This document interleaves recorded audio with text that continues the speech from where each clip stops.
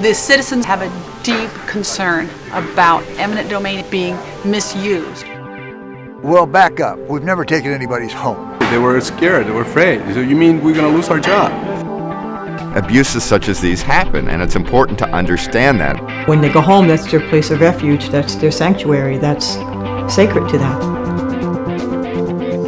It should be over, but it's not.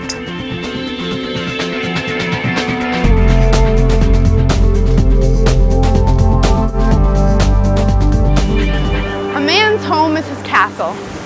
Okay, I know it sounds kind of cliche, but for anyone who actually owns a home, it really is true.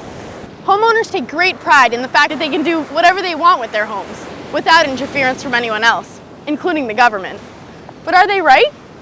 In fact, there's something in the Constitution called eminent domain that gives governments the power to take your property, even if you don't want to sell. Eminent domain. Define eminent domain. Eminent domain. I'm going to let him speak first.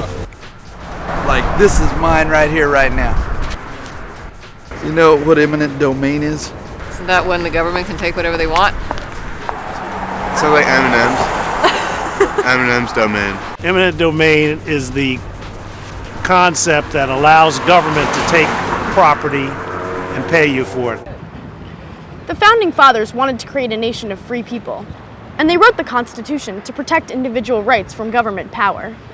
The founders believed that one of the most important individual rights is the right to own property. But the founders also made an exception to this rule. The Fifth Amendment to the U.S. Constitution states that governments may take private property, but only under certain conditions. The property must be put to a public use, and the property owners must be provided just compensation. This practice is called eminent domain.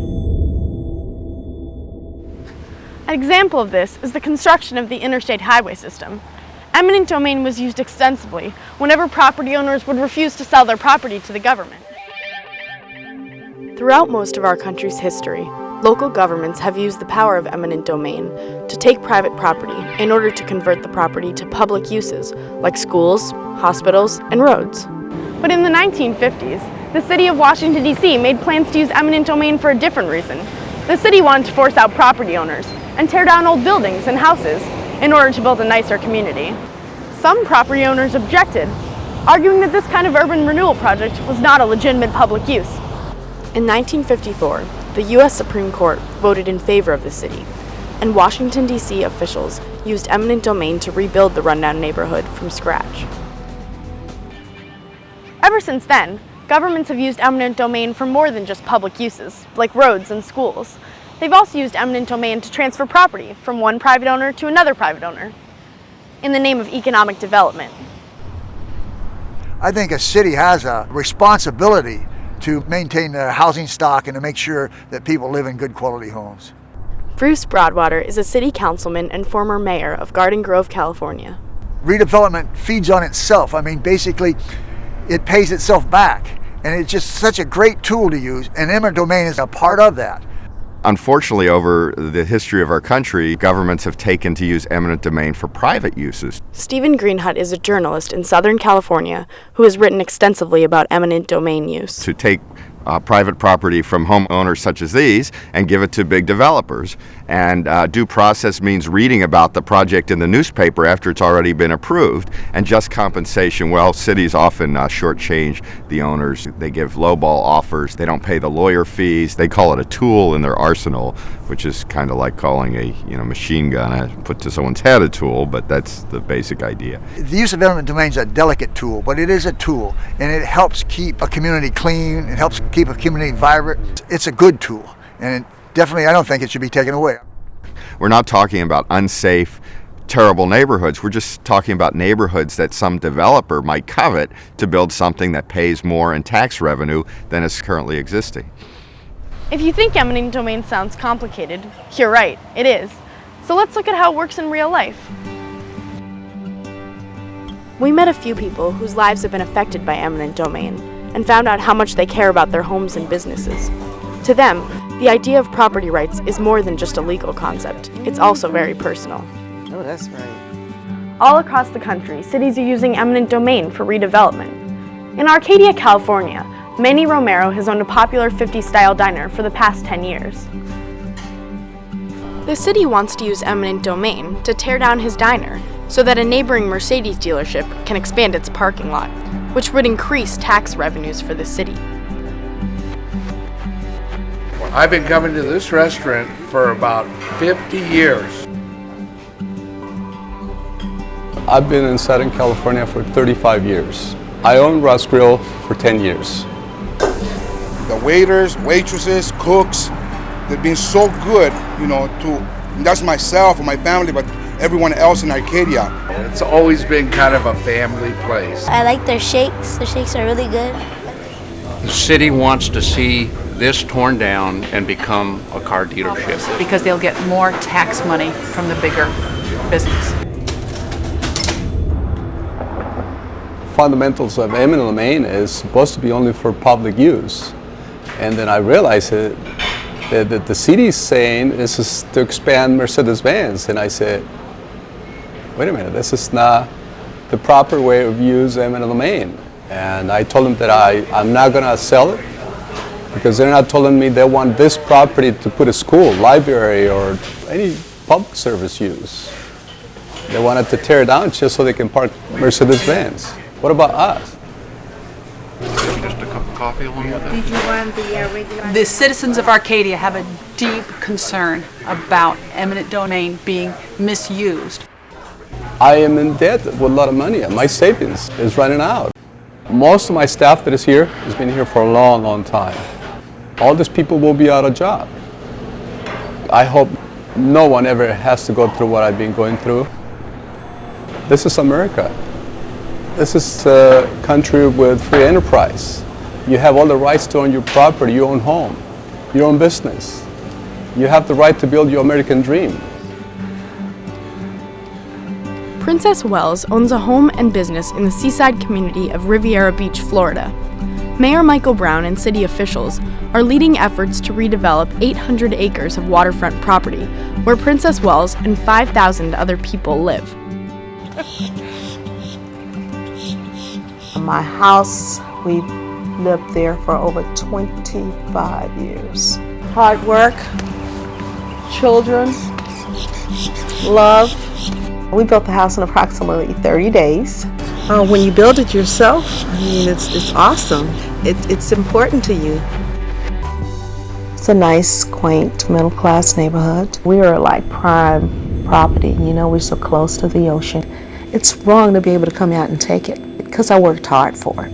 If they take it by eminent domain, therefore they won't have to pay us what our house is worth. And they can take that same property and they can sell it for millions. And I had no idea that one day they just would not want me to be here just because I don't have enough money. If redevelopment plans go forth, Princess Wells will lose her home and her business as well. If I have to move my business, I'll have to do everything from ground level one all over again. Mayor Brown has stated that they are going to continue and that they are not going to stop. The threat of eminent domain still looms. Now let's take a look at the Suzette Kilo case. This case made it all the way to the Supreme Court in 2005. It sparked a huge debate about the importance of property rights. The case involves homeowner Suzette Kilo and her neighbors versus the city of New London, Connecticut.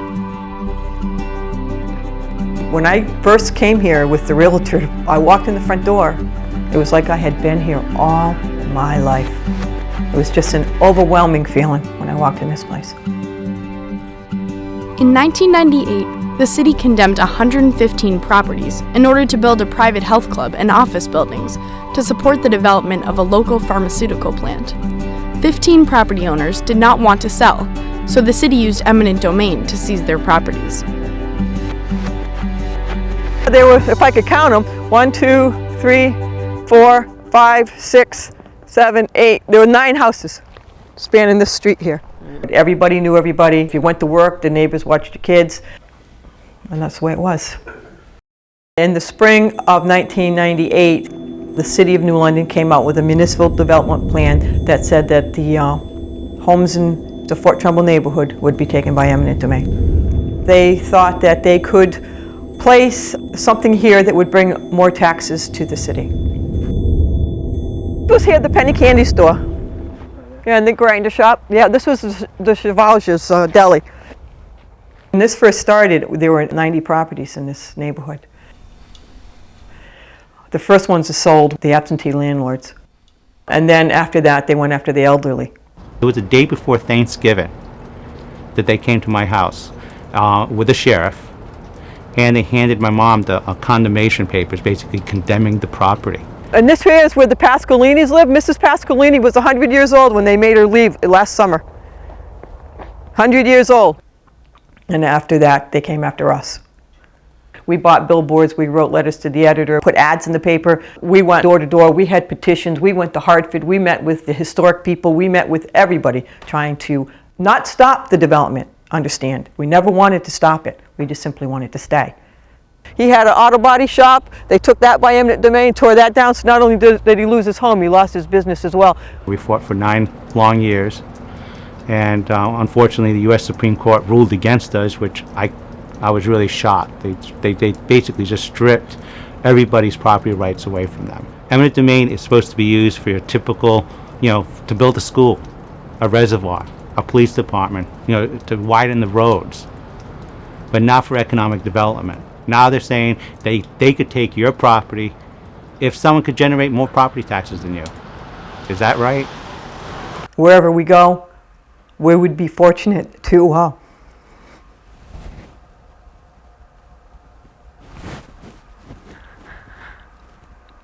we would be fortunate to ever find people like the people that were here in our lives again. Truly good people. With the whole country watching, the Supreme Court made a very controversial decision. In a 5-4 split decision, the court upheld New London's right to use eminent domain. Justice John Paul Stevens wrote the decision. In it, he wrote, "The city has carefully formulated an economic development plan that it believes will provide appreciable benefits to the community, including, but by no means limited to, new jobs and increased tax revenue. Because that plan unquestionably serves a public purpose, the takings challenged here satisfy the public use requirement of the Fifth Amendment." But 4 out of the 9 judges disagreed. They said that if eminent domain can be used for any public purpose, then all property is at risk, especially property owned by poor people without political influence. Justice Sandra Day O'Connor is one of the judges who disagreed with the decision. She wrote, "Under the banner of economic development, all private property is now vulnerable to being taken and transferred to another private owner, so long as it might be upgraded. Nothing is to prevent the state from replacing any Motel 6 with a Ritz-Carlton, any home with a shopping mall, or any farm with a factory." The Kelo decision was a victory for city planners, but many people believe the decision gave the government too much power. You don't take stuff that doesn't belong to you, and that's the way I was raised, that's the way I raised my children, and that's the way most people think. You don't take something that doesn't belong to you, and you certainly don't take people's properties or their homes. These are our homes. So what about your home, or mine? Is everyone's home at risk? The use of eminent domain increased dramatically after the Kelo decision. At the same time, concerned citizens across the country began working to reform eminent domain laws. In fact, after the Kelo decision, more than 30 states placed limits on eminent domain use. We have to put property rights first. We have to allow people to be free and live their lives as they choose. And the way to enhance older neighborhoods, and there are some crummy older neighborhoods, is to free the market. There are people that think that property has more rights than human beings. There's no reason to let a community become a sewer. I mean, we've seen so much of that throughout the United States. As the debate rages on, more and more Americans are asking themselves this basic question: who should make decisions about how property is used? The people who own the property or the government? So what do you think?